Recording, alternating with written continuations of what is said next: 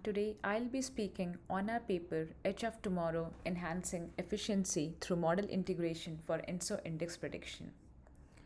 As we all know, El Nino is a pattern characterized by the warming of the ocean surface temperature in the central and eastern Pacific.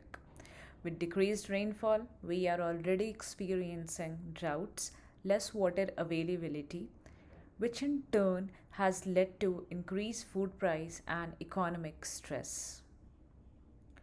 In our research, we aim to predict the ENSO index using various modeling techniques.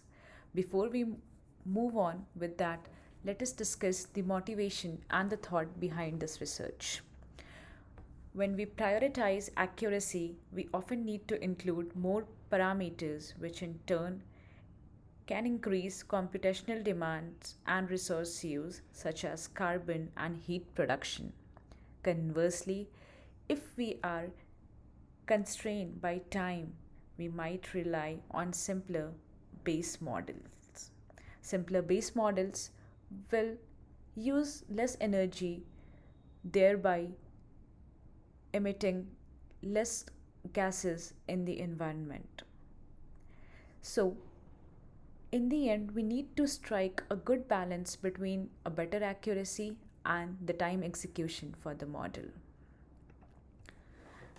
We have predicted the ENSO index using various modeling techniques like a simple regression model, which acted as a baseline model, a stacked model made using basic and simple models, and finally, a GPU accelerated stacked ensemble model optimized using particle swarm optimization.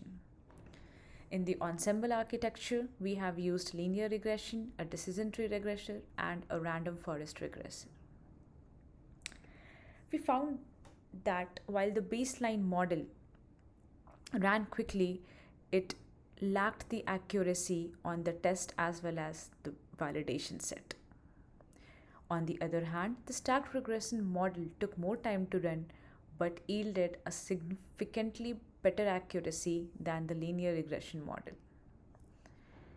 We also explored CUML stacked regression model with PSO, which took even more time to run than the stacked regression model, yielding somewhat same accuracy as the previous model.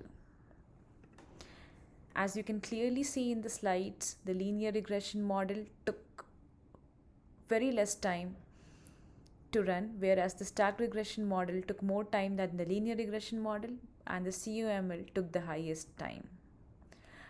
But the stacked regression and the CUML stacked regression with PSO gave better accuracy than our linear regression model.